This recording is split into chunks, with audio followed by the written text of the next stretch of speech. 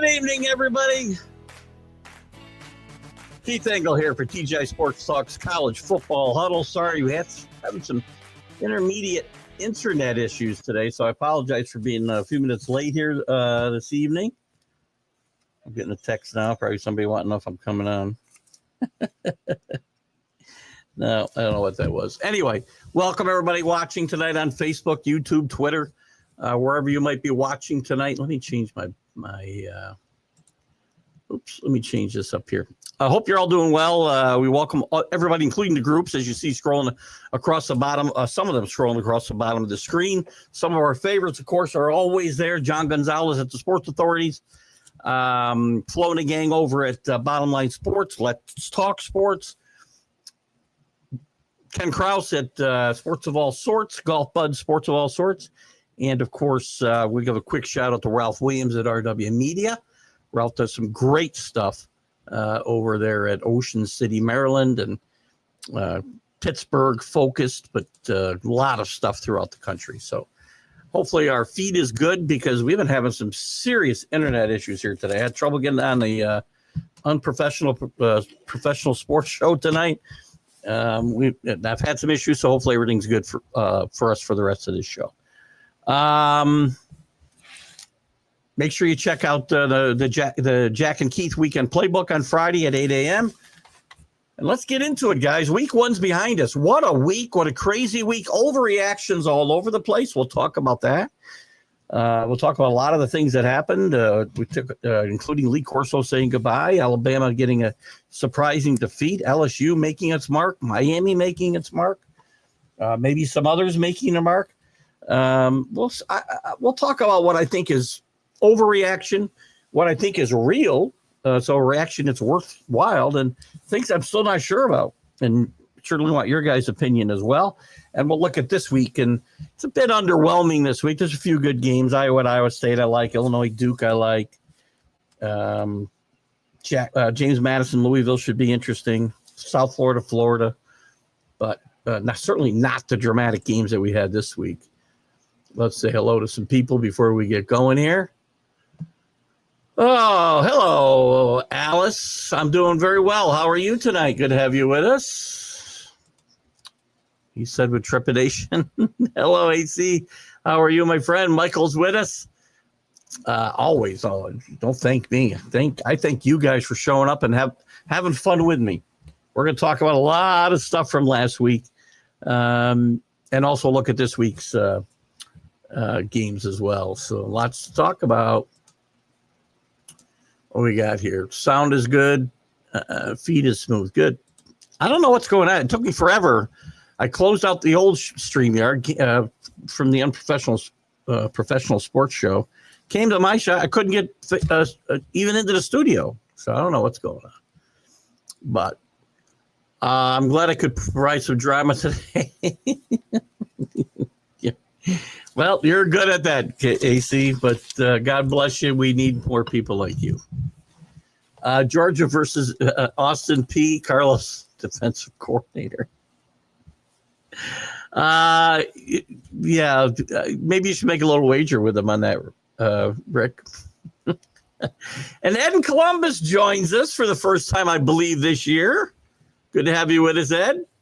Number one team does play in Ohio. Now, and I want to start there, by the way.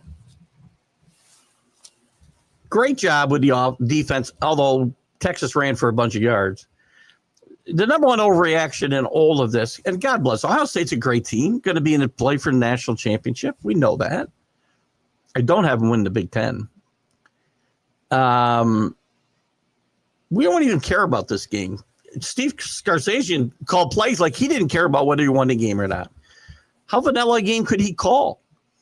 I think, and again, I think Arch Manning will get better. I think the overreactions here are just that. I mean, this game will not matter in my mind for Texas's playoff hopes. Maybe seeding, but certainly not going to affect their playoff chances, as it's not a league game.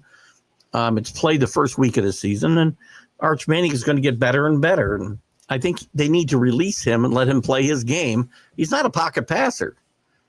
Very strange. I found it a very strange experience. And by the way, I'm not giving any excuses to Arch. I still think he'll get better and better. He was terrible on Saturday. Absolutely horrendous. I'll throw some other overreactions at you. And whether we think they're real or whether we think they don't. First, I'll give you a couple that I found. Where did I find those? Of course, I can't find them now. I had some overreaction stuff I wanted to chat about, and there we go. Couple things. And I just touched on this one. How worried should Texas be about Arch Manning? I don't think you need to be worried. It's his first foray under a big spotlight on the road against one of the best teams in the country, maybe one of the best defenses in the country, with a guy, by the way, with a great NFL pedigree, throwing defenses at him that he's probably never seen before. Yeah, you got to agree with me that hiring Matt Patricia was an unbelievably smart thing for Ryan Day to do. He disguises coverages better than anybody. And I watched this guy coach defense for a long time in New England, and he's one of the best at it. Literally, he's a rocket scientist. Literally. RPI grad. I don't think there's any need to be worried. Does Brian Kelly winning week 1 mean hell is freezing over? This is not an overreaction, I don't think, by the way. So they've jumped up to 3 in a poll, which we'll look at the poll in a second. I'm not a huge Brian Kelly fan, but this defense is a whole lot better. Both Clemson and LSU's defenses were better. I'm buying both of those things, not overreactions. This is a good LSU team. Lee Corso, who was undefeated in all his picks Saturday in his last show, and all his teams won, also picked LSU to win the national championship. I did not even pick them to make the playoff, quite frankly. I had them just on the outside, and I'm still not hedging. I have them just on the outside, yeah. But I think this team is for real. Nussmeier's a good quarterback. The defense has been the problem there forever. He finally wins a week 1 game, as Ed points out. Don't overreact. And I wouldn't, if I'm in Alabama, I don't overreact. Can Kalen DeBoer and Alabama recover? I think so. They weren't good. They were awful. But they were missing one of their top running backs. They missed a couple of offensive linemen. Ty Simpson, I mean, it seems like he was pressured on every single play. But their defense was awful. They missed like 14, 15, 16 tackles. It can't be that bad all the time. So I have to be sold. I don't know yet. They fall into the I don't know yet category, Florida State. And so does Alabama for me. Both teams are still in the I don't know portal for me. I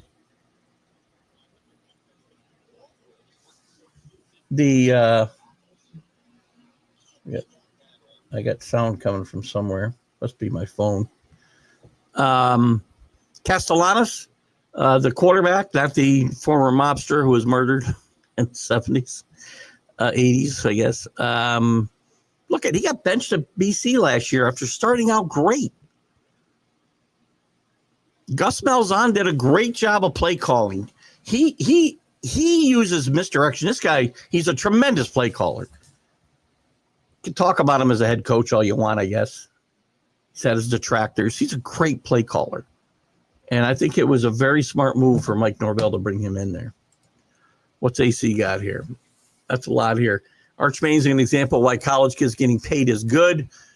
If he wasn't getting paid, he would never have redshirted his freshman year. He would have transferred back. We don't know that for sure. I get what you're saying. Now I see what you're saying about, I guess you said on the previous show about players getting paid will help them develop. I'm not so sure. And I don't think them getting paid, the way they're getting paid is a good thing. I'm not going to sign off on that. But I guess I get what you're saying here. He would have transferred and backed up. He wouldn't have transferred and backed up, sorry. or he would have transferred and backed up. What? Last year in May. I see. I'm confused by what you're saying here because he didn't transfer, so it isn't he wouldn't have transferred and backed up. Last year, the Manning family said he's coming back next year, and if he isn't getting paid, he would go to the NFL. Actually, Arch is the only one who spoke up about this.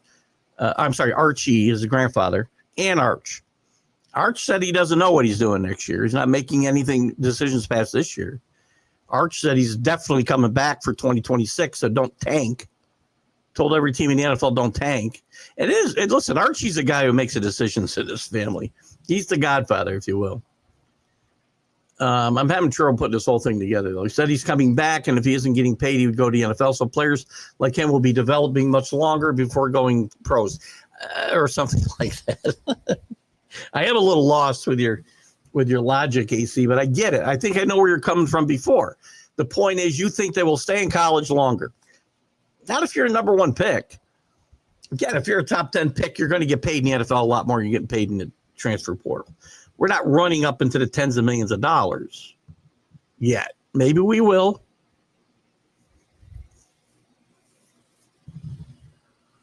I don't know. What do you got here? Does Bill Belichick put his girlfriend in the transfer portal, or does he continue to develop her? There was a great meme video on Monday or Tuesday, I guess. If you remember the scene with the little girl in Remember the Titans, the coach's daughter screaming from the stands at the referees. And the underneath it said Bill Belichick and obviously whatever frickin' name is Jordan Hudson. I don't even know her name. It was an abomination, by the way. And that team quit. The most shocking development to me Monday night was Bill Belichick's team quit on him after the half. You know I don't like that word, Rick. But in this context, it's accurate. I thought they just gave up. Until Johnson, who's the quarterback who came in late in the game, drove them to a touchdown. Brad Johnson's son.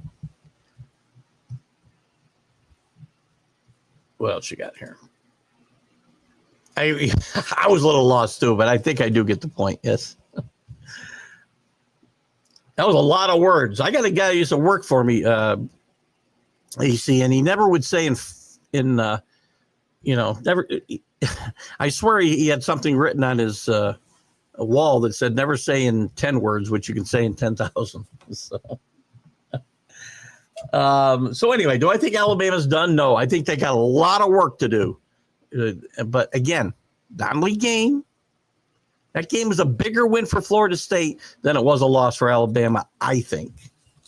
The way it looked was bad for sure. And Florida State, I thought, tried to give that game away in the second half several times, and Alabama just didn't want it. Along those lines, Miami and Notre Dame. This is a bigger win for Miami than it is a loss for Notre Dame. Notre Dame, I still think they'll probably run the table, quite frankly, and go 11-1. C.J. Carr looked very good. They tried to rally in this game in the fourth quarter and played very well. Miami's good, though. Carson Beck showed his arm is okay, played a really good game. He's a really good quarterback. He's not a great quarterback. But he runs that offense very well. We'll see. Don't lose it Bethune-Cookman now and make me look like an idiot. Oh, gosh.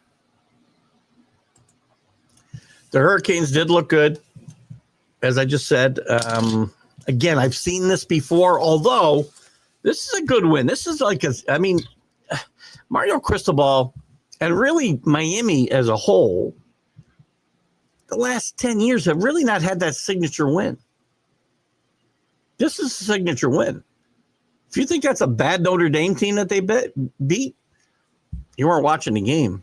And C.J. Carr, I thought, played really, really well for his first time in a spotlight. Now listen, going to Miami-Dade Stadium or whatever the hell we call it. What do we call it? Hard Rock Cafe Stadium, whatever the hell it is not the same as going to the Horseshoe, Ed, right? So if Arch Manning could play, here's the thing.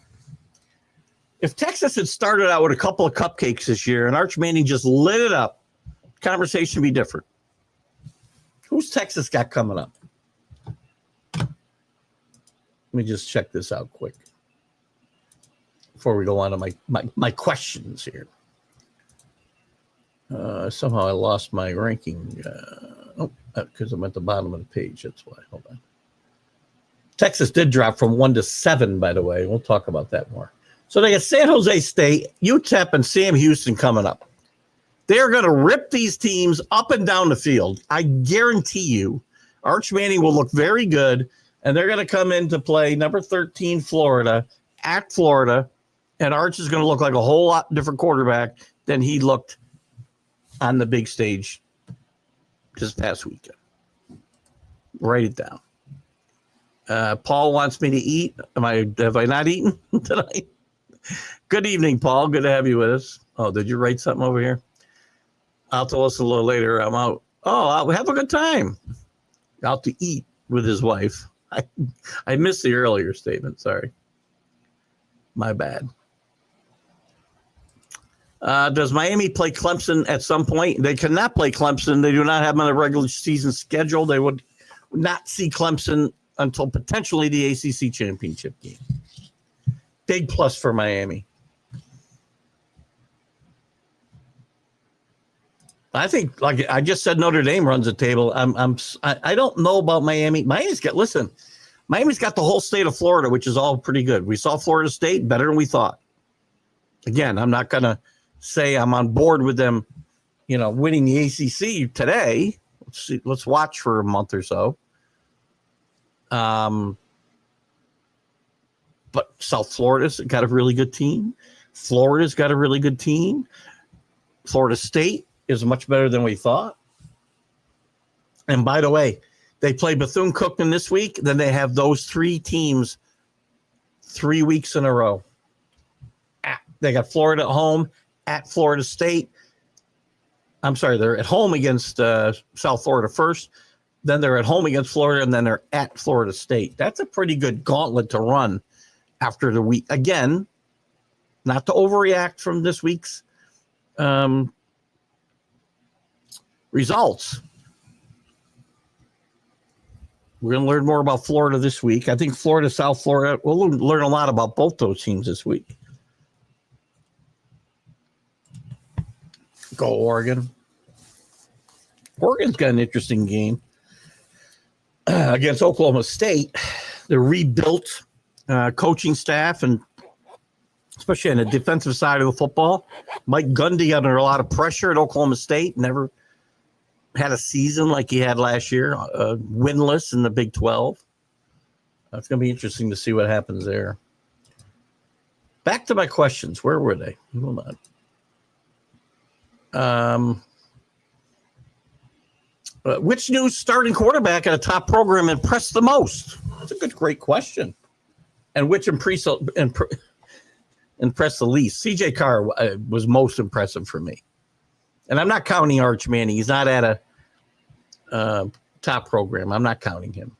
I think Carson Beck played pretty well.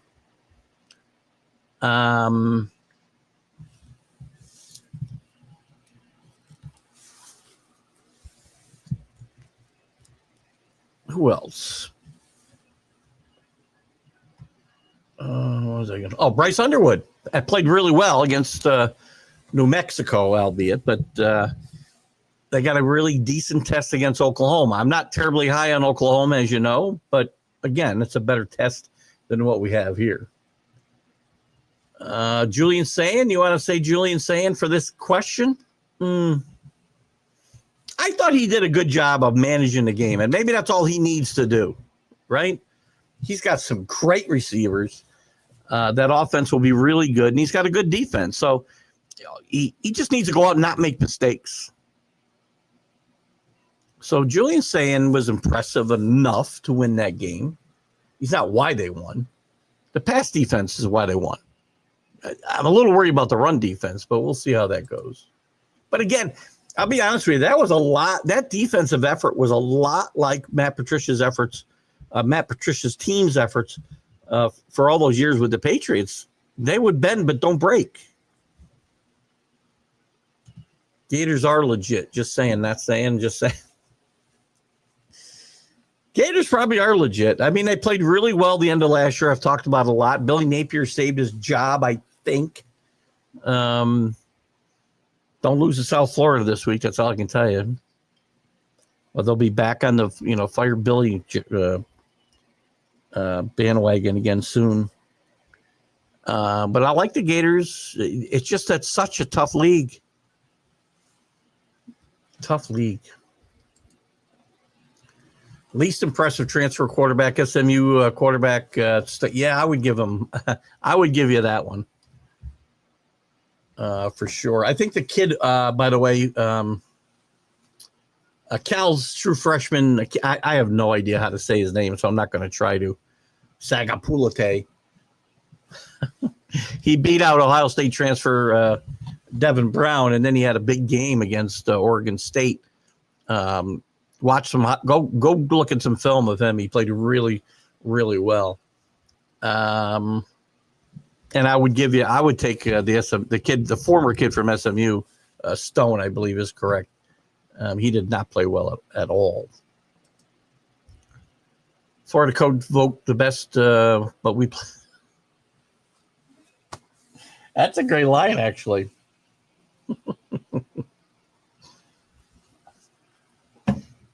You do play better football. Oh, Counts votes. The best. What did you say first? Oh, Florida courts vote. But listen, Florida courts do pretty well as well. So you do pay for life in Florida, remember? Don't forget that.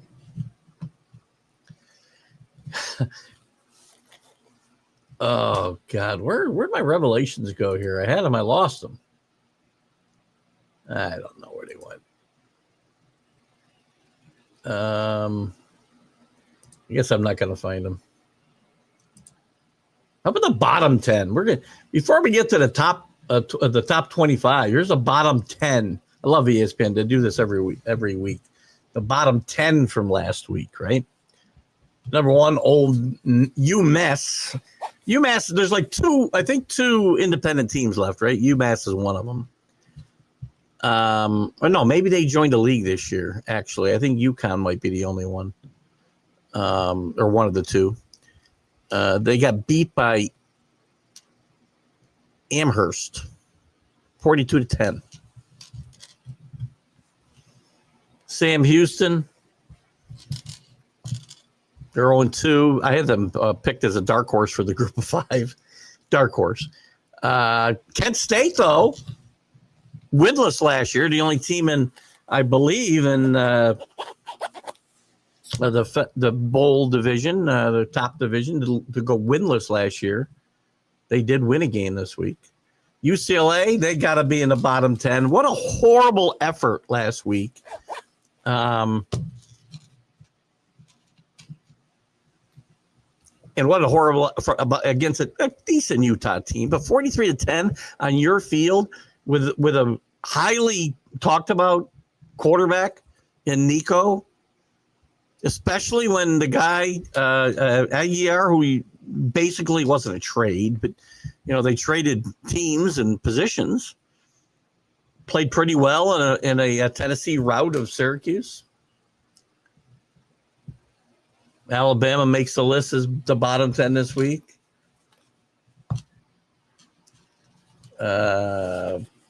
South Florida. Oh, by the way, Charlotte scored 9 points in their opening day loss to Appalachian State. They set them setting up for our first and unlikeliest pillow fight of the year because they play Bill Belichick. And they play Bill Belichick and the Tar Heels this week. Just not good. What else didn't I like? What the overreactions again? Kent State. Sorry, not Kent State. Kansas State barely getting by North Dakota State. Don't overreact. It came off a tough loss to Iowa State the week before, traveling back from Dublin. I know Iowa State played really well, and I said they could be ripe for the upset this past week against the other Dakota. Kent State had to, it was North Dakota State. They had to, they needed a touchdown in the last minute to win the game. It's still, they're not out of the Big 12 race.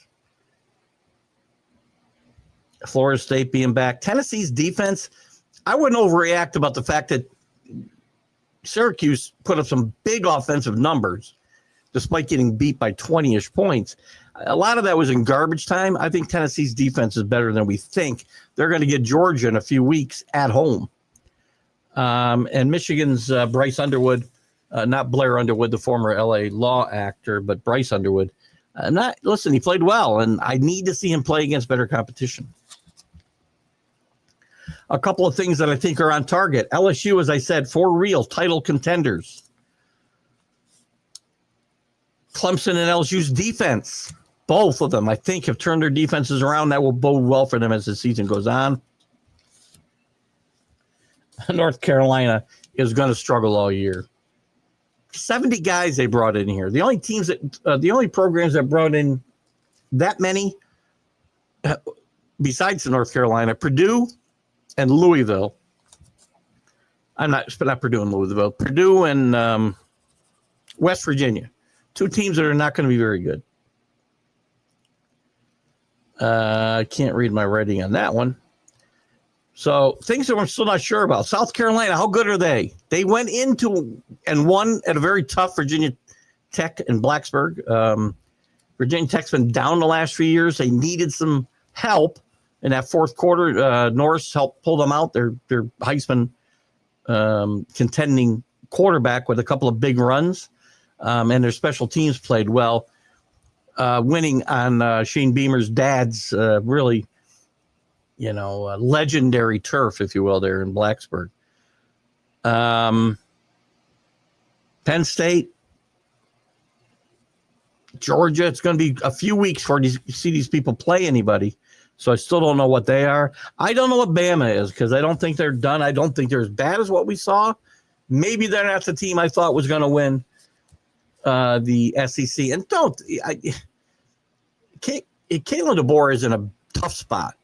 This is why Nick Saban's gone, guys. The Georgias and the Alabamas are going to be hard-pressed just to keep plugging guy after guy after guy after guy in there because some of those guys are going to be gone. They're going to leave in the portal. As long as we got the Wild Wild West that we have, it's going to be hard for these coaches to keep up. Kalen DeBoer's a really good football coach. He's won every place he's been. He went 9-4 last year. That's not 4-9. It's not like the sky fell in Alabama. They lost to a team with a pretty rich history. Yes, they were 2-10 last year. Guess what you can do now in the and I see your comment there, Paul. I do want to comment on that too.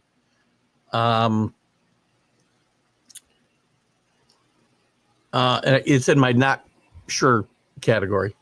But what you can do now is turn 2-10 teams around in a year. They are horrible in their decision-making in the portal last year, Florida State. This year, so far, that's good. If Castellanos plays like he played Sunday or Saturday, then this team will have legs. If not, and he fades like he did at Boston College, so will Florida State. I love Jackson Arnold. I think you're talking about Jackson Arnold. Auburn, Hugh Freeze.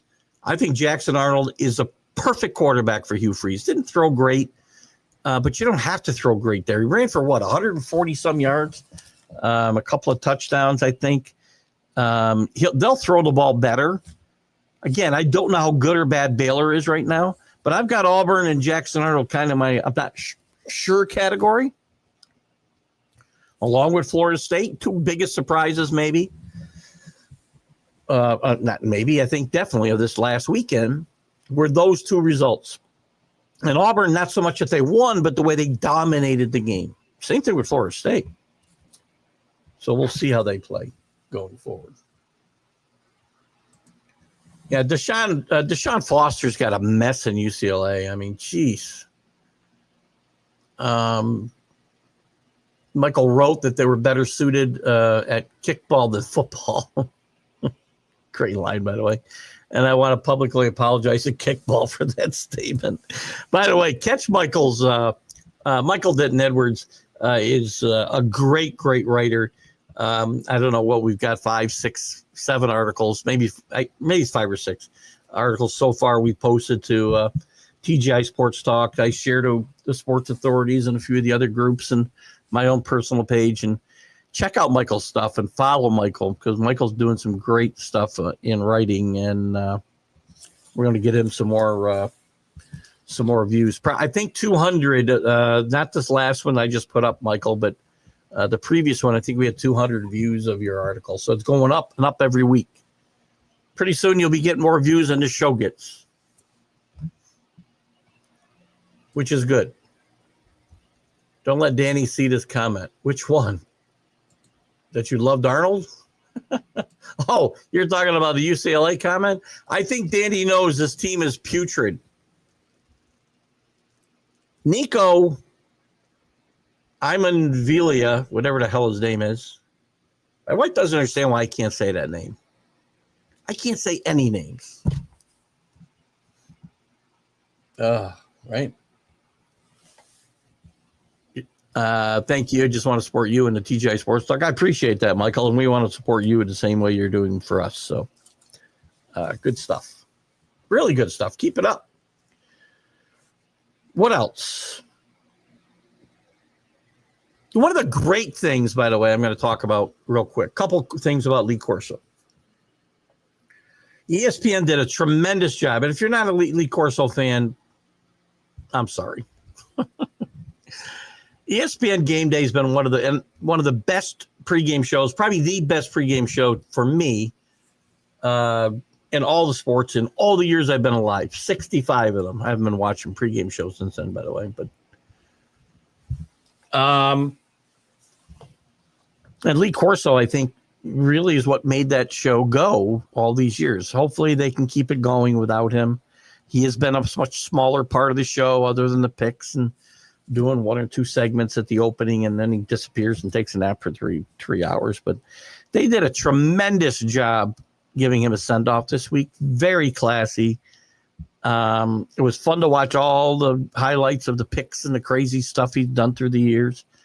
See, when he was so young, it seemed, 38 years ago when he was, 52? No, yeah, 52 years old. He's 90.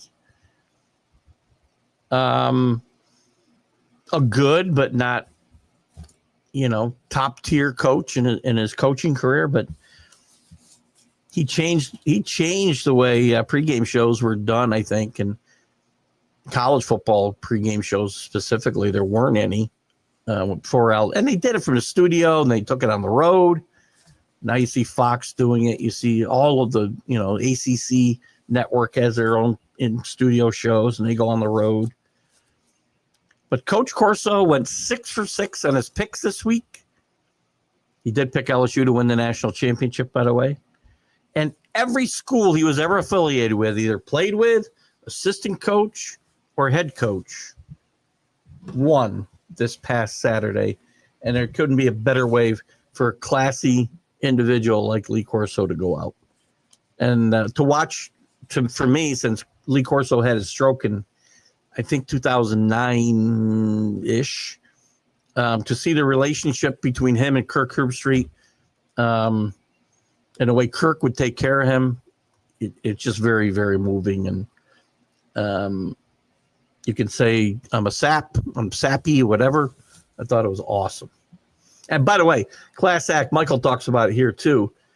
Class act by Fox to cut away from their own coverage to show Coach Corso making his last pick as they moved into the horseshoe. And he put on Brutus Buckeye just like he did the first time he made a pick for the last time.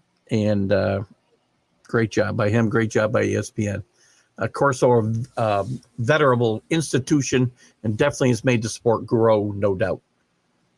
Nap, but well-deserved naps, definitely.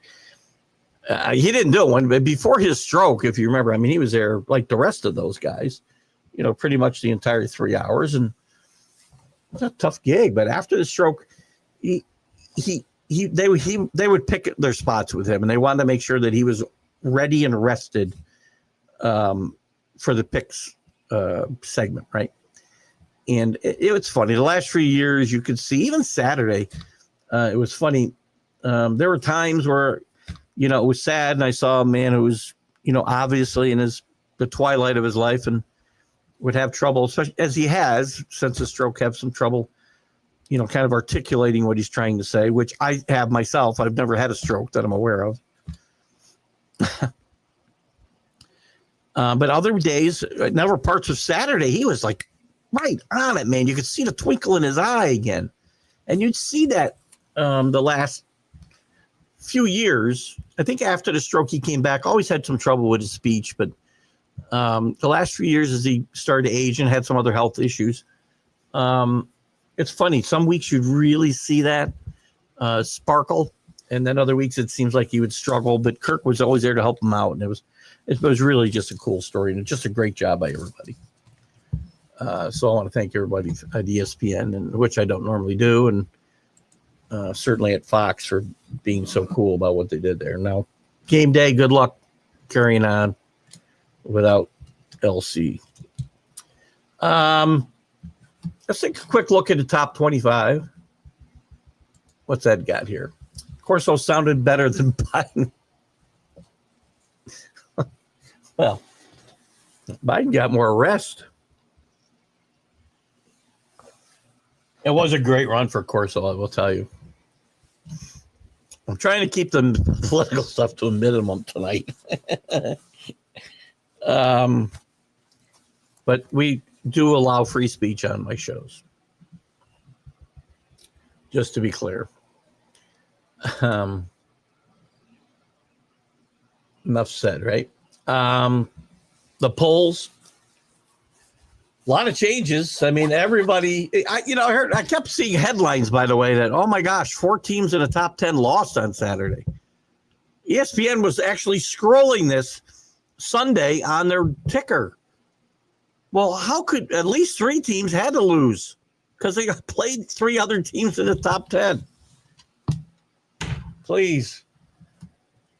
Context, people. Anyway, this week's AP, top 25, and that's the poll we use until the playoff poll comes out. Ohio State, not unanimous there in Columbus, but they got 55 first-place votes, and they are the number 1 team in the country. They move up from 3rd place in the AP poll. Penn State, who won big playing, Little Sisters of the Poor, is second. They had 7 first-place votes. And LSU, who played a real team, similar to Ohio State and Clemson, moves up to 3, moved up 6 spots. They were 9th last week. They move up to the 3rd spot, and they also get 3 first-place votes. Georgia moves up 1 to the 4th spot a couple of weeks before they play anybody when they go to Tennessee. Miami moves up 5 spots to number 5. Signature win. Great job by Carson Beck. Great job by that defense until the 4th quarter. A little bit worrisome, that near 4th quarter collapse. We saw a lot of that last year out of this Miami team. Let's hope that's not going to be something we have to worry about cropping up. Oregon moves up to number 6. They move up 1 spot. Texas drops 6 spots to 7. Clemson drops 4 spots to 8. Notre Dame 3 spots to 9. South Carolina up 3 spots to number 10. Shane Beamer with a really, really good team. I have been touting Shane Beamer since I started doing the show. His dad is one of the great coaches of all time, underrated. Best special teams coach. Rick, where are you? Best special teams coach I can remember in the history of football, maybe. and his son Shane is getting it done at South Carolina. So good for him. I'll give you a couple of comments, and then I'm going to move on to the second 10. Alan, good evening. ESPN needs something to talk about since they don't care about baseball anymore. Big game, and we'll talk about this week's games coming up in a second, Alan. But I think we're going to find out again. Week 2, much worse than week 1, but there are some decent games. Michigan and Oklahoma is one of those of interest, and I'll give you some other ones in a little bit. Let me get to we got some more comments here. Michael says polls overrated, don't mean a thing. I wish there were 0 polls until at least week 6, but that is me shouting out to the moon. I agree with you about preseason polls, and I even now we still have knee-jerk reactions. So I mean, Florida State jumped about 35 spots this week. But again, we still got to take a look at them. Illinois moves up 1 to 11. Illinois, don't sleep on Illinois in the Big Ten. And I'm going to tell you one more time, don't sleep on Nebraska. I know I've been in this church before, but here I am. Arizona State falls back 1 to number 12. Florida up 2. Again, most of the team played cupcakes last week. We got some real football. Illinois with an interesting game against Duke at Duke coming up, by the way, this week. Florida will have South Florida coming into the swamp, so that'll be an interesting game. Florida State, I think they've got a cupcake city this week. They're going to have a tough run. By the way, Miami, as I said before, they're at 5, but they got Bethune-Cookman this week, and then they got South Florida, Florida State, back to back to back. Michigan moves. I'm sorry, Florida State does move up to that 14 spot, as I said, out of nowhere. Michigan drops 1 to 16. Iowa State up 6 spots to number 16. Interesting game with them in Iowa this week. I like Iowa in this game. We'll look at that line in a second. And I'll also give you my ESPN picks, and we'll look at the standings there in just a little bit as well. SMU up down 1 to 17. Oklahoma is flat. It's 18. A&M is flat at 19. Ole Miss is up 1. Alabama drops 13 spots to 21. Tennessee up 2 to 22. Indiana down 3, even though they didn't blow their cupcake out, but they did win. Texas Tech and their $55 million payroll drops 1 to 24. And Utah jumps into the top 25. The best of the rest, BYU, Auburn, Georgia Tech, USC, Louisville, TCU. Watch out for TCU. I'm not sure whether North Carolina is that bad. They are bad. But TCU looks fast. I like the quarterback. I love their coach. Be careful of TCU. I did not pick them in the Big 12, but I might have overlooked them. And Columbus, yes, definitely congrats on a nice win. Michigan's the one that matters, all right? I got a question for you, and I don't think you've been – if you've been with us up this year, I apologize because my memory at 65 is not as good as it used to be. By the way, I haven't shown you guys this yet. That is what happened on Friday.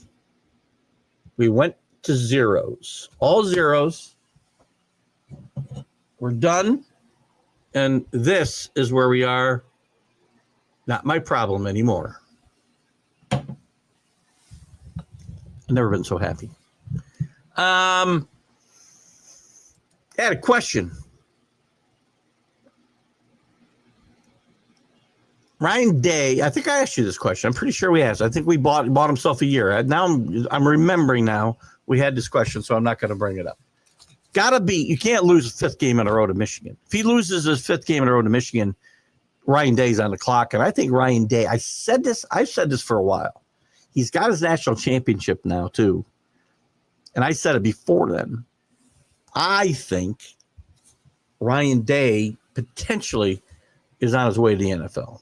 If there's a coach in college, I would say is potentially on his way to the NFL. Ryan Day's at the top of my list. Brian Kelly's right with him. College football playoff makes the regular season fun because teams aren't afraid to schedule tough teams. Yes, but I don't want, and Ed, I know you're a Big Tenner. I know we got our SEC elitists. I don't want you guys getting 4 automatic bids. Sorry. We're not going to schedule 9 league games. Again, go play elsewhere. I like the fact that Texas went and played Ohio State because there's no penalty for Texas for losing that game, nor should there be. And people think the regular season doesn't matter. It does. It still matters. Those games will matter. And the committee has said that they're going to take strength of schedule into play a little bit more, right? So that's important. It'll probably be important to the group of 5 teams. There's a couple interesting games when it comes to group of team games this week with group of 5 teams that are playing and potentially going to be in play for that bid. South Florida at Florida, as I mentioned, after beating Boise State last week. James Madison. I know I think Allen picked them to be the group of 5 winner. I did not. I picked, who did I pick? Tulane, I believe I picked, didn't I? Yeah, I picked Tulane. Who won with their new quarterback from BYU. But anyway, yeah, those are 2 interesting games that will potentially impact that group of 5 race. Got to win your conference and be the highest ranked group of 5 teams. So these out of conference games are going to matter. South Carolina, great team. Last year they were really good. They may have been one of the best teams in the country last year. If a team had a gripe of not making the playoff, and they didn't have a gripe because all they had to do was win 1 more game and they'd have been in. You and Alabama both. They're better than Alabama at the end of the year. They're the ones that should have been, if somebody was going to gripe.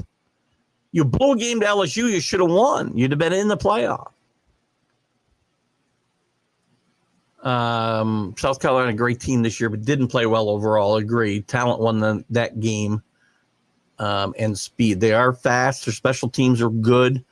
Their quarterback is a special talent. I think he wins a Heisman this year myself. He didn't have a great game Saturday or Sunday, whatever day they played. Sunday, I guess. Had a little surprise retirement dinner with some family and some very close friends, and Keith might have been overserved a little bit.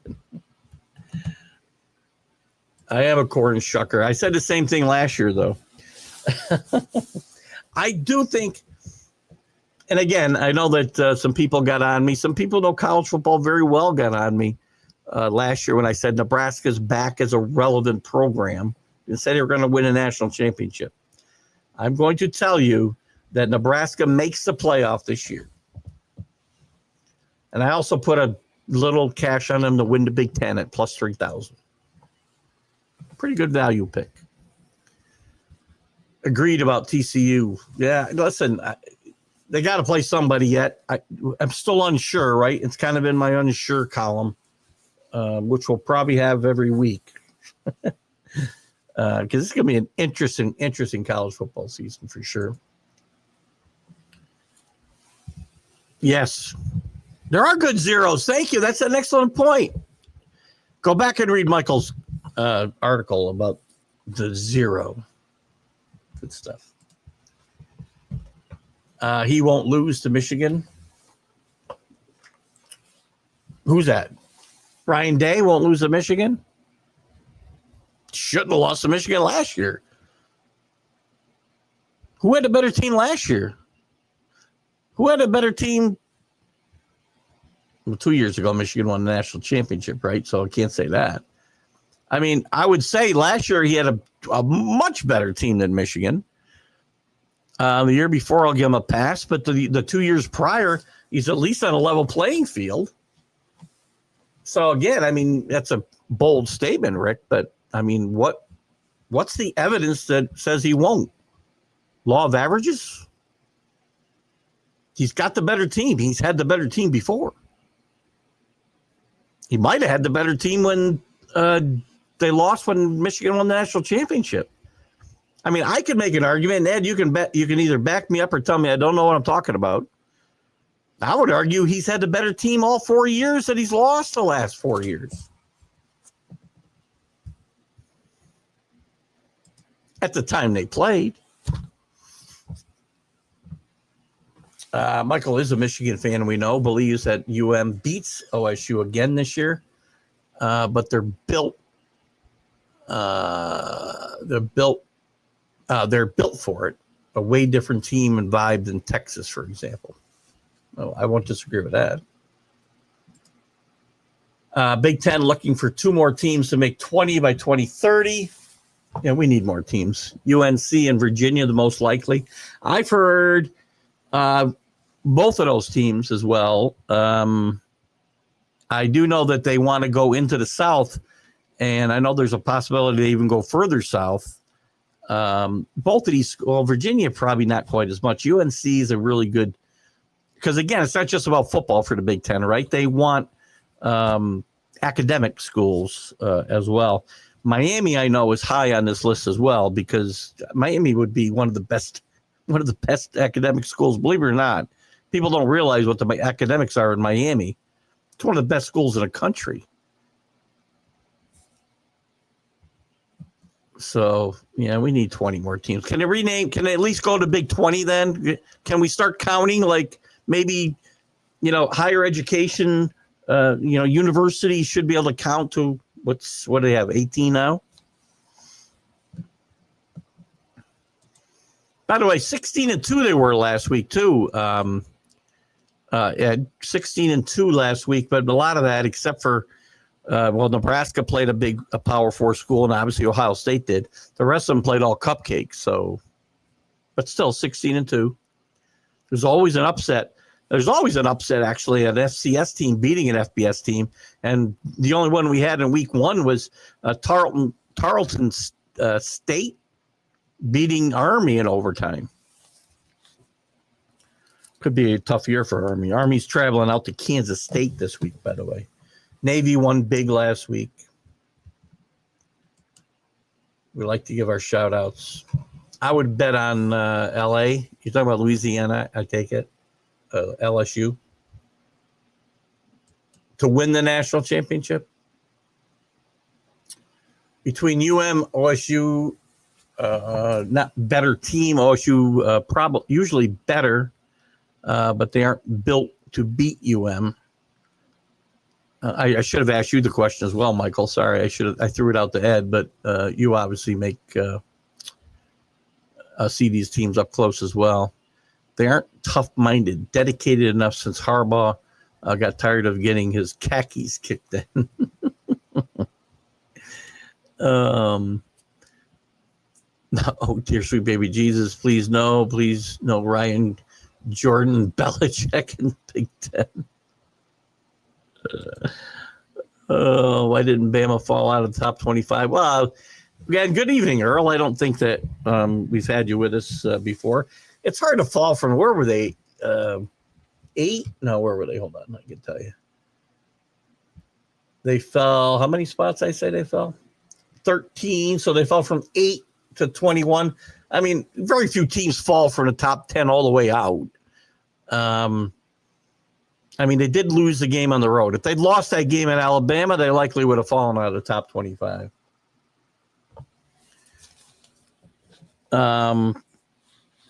And reputation does buy you a little bit of credibility in a bigger, softer place to land, right?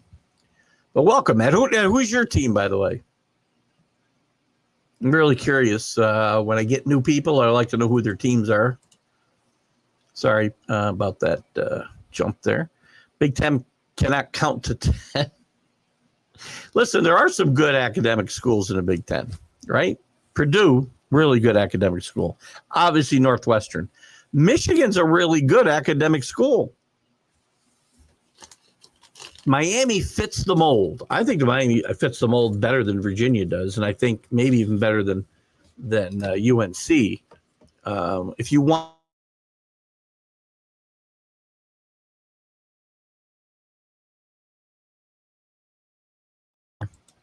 excuse me. I'd be looking more towards Clemson and Miami, quite frankly. Lost my spot here. Hello, James. How are you? I've certainly been giving some kudos to your LSU team tonight, as I did on the Unprofessional show tonight.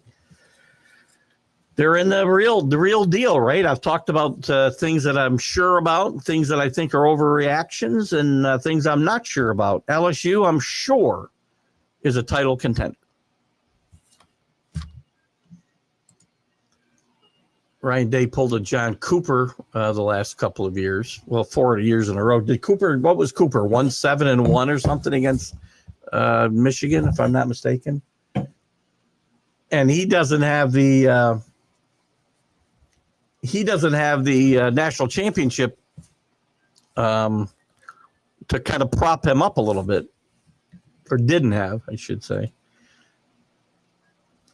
Day will get another mulligan if he loses to Michigan because of it. J. Mart, love the Unprofessional show. You and Keith Duke, thank us. Well, listen, that show is a joint effort. There's some nights, and Tip is greatly missed because that's when we're really at our most unprofessional. I love you, Tip. I hope you're watching tonight. What do you got here, Earl? ULM upsets and turns Kalen DeBoer into an embarrassment, and people on the Feinbaum starting crying for 2 weeks. I got you. I think we missed a couple of words in there, Earl. Who's your team? Oh, the Georgia Bulldogs. Well, there's a reason. Rick Sherlock, you can commiserate with, or not commiserate, or I guess it's not commiserate. Listen, you got a great team and a great football coach. Kalen DeBoer didn't forget how to coach. He'll get this team going. They were 9-4 last year. They weren't 4-9. People need to relax. Who are they playing this week that we're talking about? Hold on. Let me get to where's Alabama? I don't know if they play this week, do they? Oh, UL Monroe. I got you. Louisiana Monroe. I think they have a new coach this year, too. If they get beat this week, they'll be out of the top 25, Earl. And Earl, listen, you're going to hate me. I don't want you to hate me. I want you to come back to the show week after week after week. By the way, guys, we're going to be away Wednesday, Thursday, Friday next week. So this show I'm going to do on Tuesday next week. Make a note. I'll post it on the Facebook page and my Facebook page, and we'll get the word out. But we'll be out Tuesday, same time, Tuesday for the. I don't know. Maybe I'll do it earlier. What do you guys think? Should I do it? If I got to do it Tuesday, I've got to do at least 2 weeks on a Tuesday. 7 o'clock the best time, or should we do it a little earlier? You guys tell me. I forgot to tell you guys, James, I won't be able to do the professional sports show next Wednesday. We're heading out of town for a week, so. The beloved Georgia, I was going to tell you, Earl, and I do hope you keep coming back, is I did pick before the season Georgia not to make the playoff and potentially fall out of the top 25. We're going to find out about Georgia in 2 weeks when I think they play another cupcake this week. And then they're going to travel to Rocky Top and play Tennessee. 2-10-1, even worse than I thought. Cooper, 1 win, 82 losses versus Michigan. Oh, God. Good one, Michael. Fuzzy nuts. Fuzzy nuts. It's happy nuts, isn't it? Now I don't even know what it is. I think it's happy nuts. If we're talking about tip, that is. By the way, if you can't see, the other side of my wife got me this. So you can see my schedule, like Mondays, do whatever the hell I want to do. That's Monday through Sunday's calendar. I get a lot of coffee in that sucker, let me tell you. Oh, where are we? We got to get to the ESPN stuff here, but I got a lot of. Let me get through these comments. I got to get to the picks. Ed in Columbus, you never got in, did you? Damn it. Still get in late, but let's make sure hopefully, here we go. I guess we're good. I'm going to come back to your comments for a second. I want to review. I'm going to come back. Hold on. Let me just make sure this opens up. All right, good. There we go. I'll give you the standings of last week's results and whatnot. James, I don't know if you changed your name or not. I think I had like 3 or 4 generic ESPN people, so I won't be able to give them a shout out. James says, thanks, Michael. I love the show too. Keith is a great inspiration for me. Oh, geez, James, don't make me read stuff like that. Only been doing podcasting for over a year now. You'd think James had been doing this longer than me. The guy's a natural. I remember the first time I did a show with James, I said, you need your own show. I thought he was doing podcasting. Thank you for the kind words, man, but you are really good. Well, Jack has no way. We're probably not going to do a show Friday because I asked Brian if he could fly the ship, and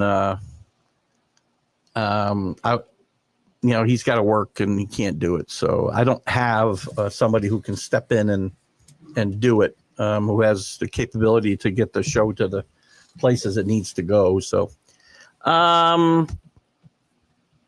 that's not this Friday. This Friday will be on next Friday.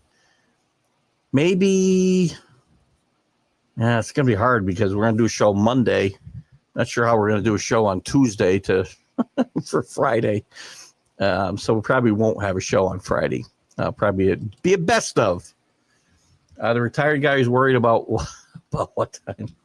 No, for you guys, I don't care when I do it. I'll do it at 7:00 in the morning.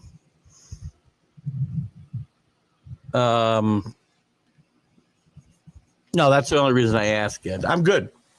We don't do 7:00. We do 7:00. We'll just be Tuesday next week instead of Wednesday.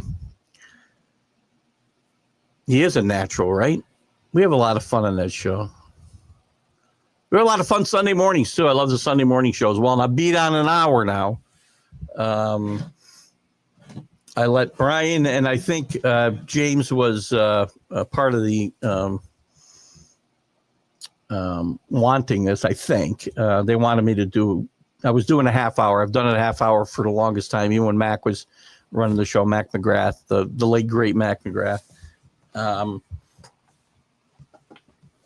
I moved my show from 9:00 to 8:30 so that I could get out of here for my own Sunday afternoon football jaunt. But I agreed with Brian, and I know he had said he had talked to James to extend my time to an hour on Sunday morning. So I'll be on from 8 to 9 on the big football show. And then we'll start our show, Sunday Stream of Consciousness, at 9 going forward, like we did last week. Happy or fuzzy? I'm actually proud. I did remember for you. Well, as long as you're, happy or fuzzy. All right, Michael. Thank you, buddy. We got to do. Let me do the picks. At least the pool picks. Then we'll go through some other games coming up this weekend, as we got about 20 minutes ish left. Here's what we had last week. Bear with me. At 7 wins last week was Beamer Ball. That's Neil, I know, and I don't know who one of these generic ones is. I still have one. Oh, J Train changed his name. Good. So I still have 3 generic ones. So I don't know if there are people following the show, please go in and change your group entry name to something I can recognize so I can properly give you a shout out. So we got a generic ESPN fan at 7 wins. Boomer Sooner, that's Alan. With 7 wins. Myself, TGI Sports Talk with 7. After that is FWP, who I do not remember. I don't know why. With 6. Brian with 6. J Train with 6. Danny with 6. Paul had 5. Rick with 4. Tough week. And then we had a generic guy with 3 and another generic guy with no picks. And unfortunately, Kenny, who got in the pool, did not make any picks either. So that's where we stand after 1 week. And here's this week's slate, and you'll get my picks right here. I will take Iowa over Iowa State in an upset on the road. I'll give you – that's going to be a bet, I think. I got to see the points. But that's one to look at. UConn, interesting game. UConn at Syracuse. Syracuse, Fran Brown did a great job turning around his program. He's still got a good team. He's got a veteran quarterback, and Angelini, who backed up at Notre Dame, actually led him on a really good drive. I'm going to take Syracuse reluctantly at home. UConn had a really good year last year under Jim Mora. We'll see if they can continue it. Number 11, Illinois, going to Duke, a decent Duke team. Manny Diaz has done a good job there. But I think Brent Bielema has done a little bit better job at Illinois, and I'll take Illinois on the road. Baylor goes to SMU. I love SMU. Lachey, I love a really great coach. Jennings, the quarterback. I like this team to repeat a lot of the stuff they did last year. Whether they make the playoff is a different story, but I think they're going to have a really good season. Baylor still needs to prove me something. Not a good showing against Auburn. So we'll take SMU at home. Virginia going to be better this year under Tony Elliott, off to a good start. Again, playing a cupcake. North Carolina State also 1-0. I'm going to have to take the home North Carolina State Wolfpack here. Kansas goes to Missouri. Very interesting interconference game. Big 12 against SEC. Missouri's had a couple of pretty good years. They lost their quarterback in Brady Clark. They lost a lot of talent off this team from last year. Kansas off to a really good start. Played really good at the end of last year. Daniels is back. Looks to be healthy. Lance Leopold, I still say not long for Kansas. One of the best underrated coaches in the country. I'm going to take Kansas on the road in what is likely an upset. West Virginia will go to Ohio. Ohio had a very close game against Rutgers last week. West Virginia is not very good, but this is a power conference against the MAC. I'm going to take West Virginia here. Michigan at Oklahoma. I bet this is a toss-up for me. I think Mateer's going to get it done. I think Oklahoma will win this game only because they're at home. We'll find out a lot about Bryce Underwood and Mateer, I think, in this game. But I'm going to take Oklahoma only because they're home. Arizona State will travel to Mississippi State. To me, this is an easy pick. Arizona State's still one of the top teams in the Big 12, traveling to one of the doormats of the SEC. And Vanderbilt, this is an interesting game. Vanderbilt really had a great year last year. They're off to a 1-0 start this year. They're going to go to Virginia Tech. It's a tough pick for me, but I'm going to take Vanderbilt just on a whim here. So there's my picks in the pool this week, and we'll get into some of the rest of the slate here in just a bit. Upset Ole Miss loses to Kentucky. That's not a bad pick, Earl. I love Coach Stoops. I'm glad he didn't get fired there last year. They had a really tough year last year. But Kentucky's been pretty solid over the years, and I think this is going to be a down year for Ole Miss, and they're going to get them at home, if I'm not mistaken. But I'll go with you right now on that pick, especially with the points. And I like South Florida to at least cover in Florida and potentially win that game. I like that pick too, Earl. See, you and I are not that far off. Are you in Georgia, Earl? Would you call yourself an SEC elitist? Many of you wear that moniker very proudly. One of my great followers for like 3 years here was John DeLon, a big LSU fan. We aren't sure what happened to John. We hope he's okay. Here's some of the games I like this week. What do we got here? Bathwater change. Nice. Did anyone pick Mississippi State keeping the game close against Arizona? Well, let's see what the I haven't gotten to that game yet, but let me scroll down here and see if I can get to see what the line is quickly. 6.5. I don't think Mississippi State's keeping that game close. I don't think this is a good football team. Arizona State brings back a lot of really good players. Tyson is one of the best receivers in the country. 12 catches for 141 yards last week. This Arizona State team off a playoff appearance last year, I think is in great shape. So let me go through the top 25 quickly. Penn State, Florida National is a 54-point spread. Penn State, another cupcake, wins for fun. Texas, a 42-point favorite for PSU. Texas, 36.5. They're going to one. You're going to see Arch Manning with some really good numbers the next couple of weeks before they head to Florida. Illinois and Duke. I already told you I like Illinois. They're a 2.5-point favorite. That might be a bet for me this week. Florida State's got a cupcake, line against East Texas A&M. They'll win this for fun. ISU's 3.5 over Iowa. These games have been very close over the years. Beck has played really well for ISU at quarterback. But I think Iowa and Kirk Ferentz have a real offense this year, or something resembling a real offense. I like Iowa in the upset here. SMU's 2.5 over Baylor. I like SMU a lot in this game. That could be a wager. Indiana wins for fun over Kennesaw State, although Kennesaw State kept it really close against Wake Forest last week, only losing by 1. Texas Tech will roll in their $55 million payroll, which I will say every time I mention Texas Tech this year. Kent State got their first win in a couple of years last week, but they will lose badly at Texas Tech. Utah State, who I liked last week a lot, was one of my picks picks with Jack and Keith college weekend playbook in our college picks. I did take Utah State and Brock Mendenhall's debut, but I think they'll cover this game at 31.5, but they'll get beat. Ohio State plays Grambling. That will be no contest. Georgia, Austin P. Rick mentioned earlier, no contest. Oregon, 29.5 over Oklahoma State. I might have to take Mike Gundy in the points here, but Oregon wins this game.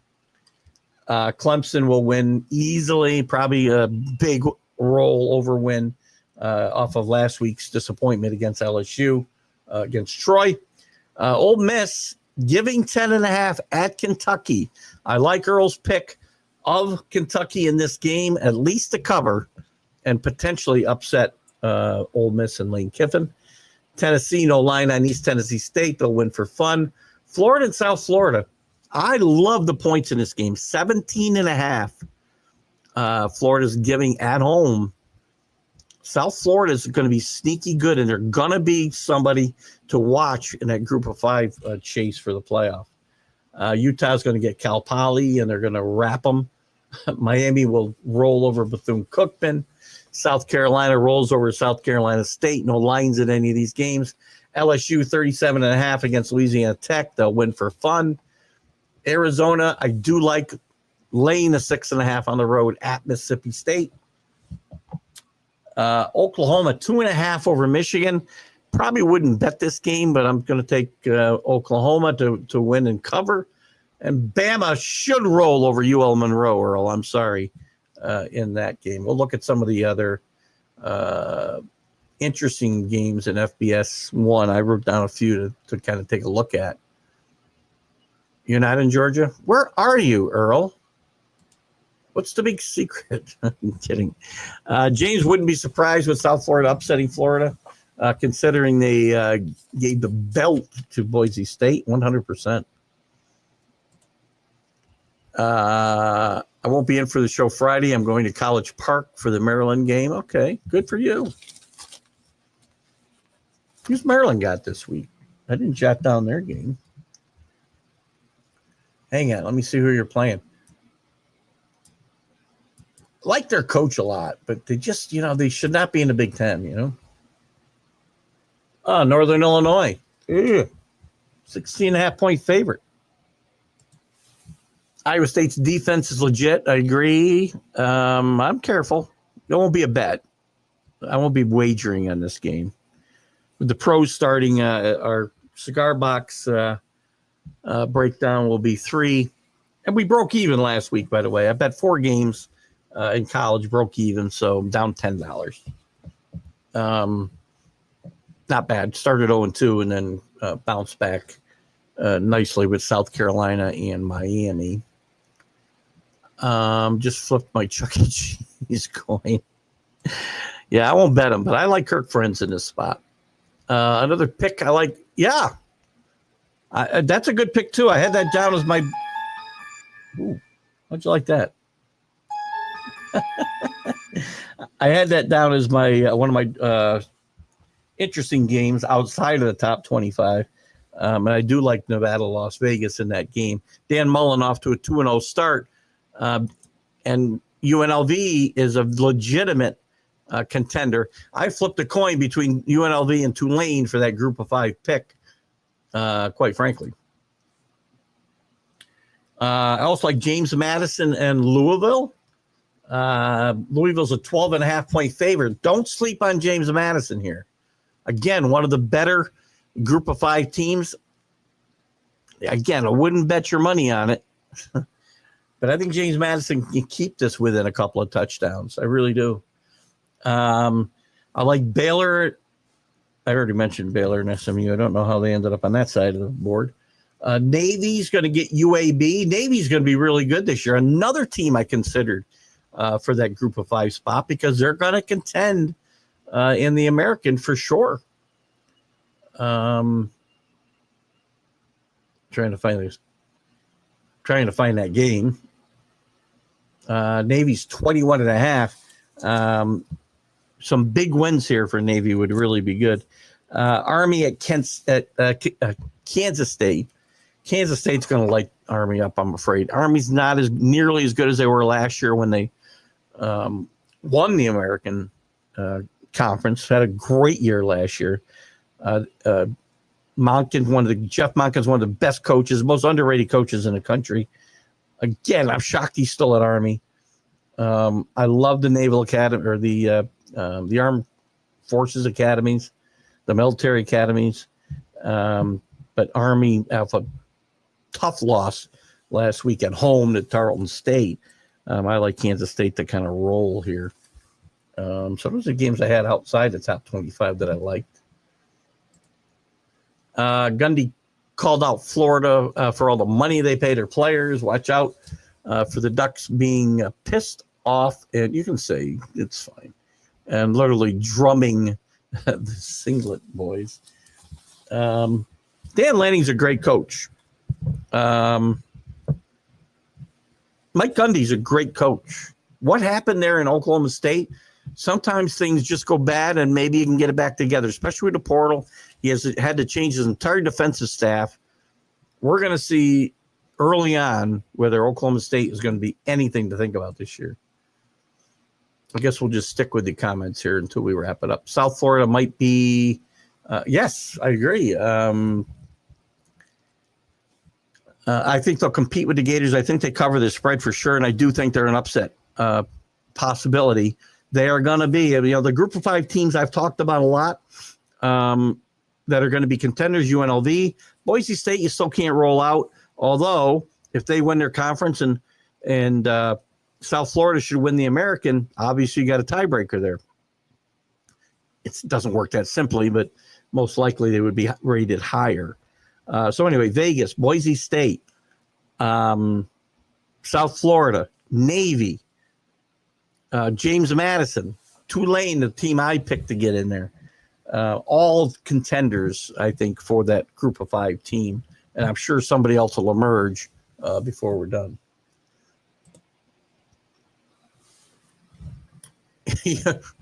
You should.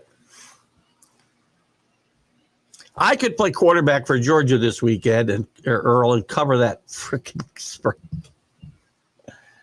When they play Tennessee next week, I think, right? Now we'll have a real game. Dan Mellon needs to get his defense straight. Yeah, they had some troubles in week one. I think they played better last week. That offense is going to be prolific, though. Excuse my stutter. It's going to be fun to watch. Not saying they're going to win it. I just think they're going to. I think they'll win this week, right? UCLA really doesn't look good. Is your wearing a cowboy pullover a hint that we should bet them? And no, we shouldn't. No, don't take that. It's not a cowboy pullover. It's just a silver top. That's all. You'll be seeing the Miami top once the weather gets better. It's a long sleeve though, and not time for long sleeves yet. So, but no, the Cowboys will get trounced tomorrow, I think. By the way, and another, but a pick I was debating is Charlotte and 13. Now, you know what? That's not a bad pick, Earl. The UNC, if UNC is nearly as bad as what we saw Monday night, and by the way, as I said near the top of the show, what surprised me most about Carolina's performance Monday was I thought they quit in the second half, and I've never seen a Bill Belichick team quit, and I really thought they did. This experiment may be ugly, but again, 70 new players. You don't bring in 70 new players and just turn around and start winning. The only other teams in the country to do that this year are Purdue and West Virginia, and neither one of them is going to be any good. Navy's quarterback is from – that kid is good. Hartline? Is it Hartline? If I got that right, I think it's Hartline. Can't think of his name now. I want to say Hartline. Really good. He's a good player, man. You play quarterback for Georgia, and I'll be your left tackle. We win. We'd probably be better off the other way, Michael, quite frankly. I appreciate you guys all. Thank you for stopping. See you Sunday morning. I will be here Friday, just to be clear. I'll be here this Friday with Jack. Jack and I will have the Jack and Keith weekend playbook, 8 a.m. on Friday. I'll have the MLB update at 1 or 3 p.m. Friday as well. Another show I'm looking to find a new time slot for. I really don't want to hang around Friday afternoons to do that show if I don't have to, but I haven't found a better time yet. But we're going to, before I make any major changes to time slots, I want to kind of ease into retirement and see what my schedule is going to look like. Horvath, thank you. What did I say? Jesus, Heartline. Horvath, thank you so much, Ed. I know I had an H in there. Thank you for that and bailing me out. I like Ohio plus the 3.5. Earl, were they one of the picks in the college pick'em? I don't think they were. I think, maybe they were. They are. Plus 3.5, but I'm going to take West Virginia to sneak this game out. I think it'll be close. I think Earl might be onto something here. I do think it'll be close. Did I miss any news? Big news since we've been talking? DeBoer is confident he can get things going. College athletes suing the NCAA over redshirt rule. Big surprise there. Let's spend more time in court. They were in our pick. Well, no, I think the 3.5. I think I think he's got it right.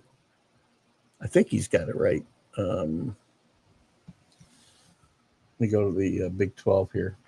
If you're talking about, hold on, Big 12.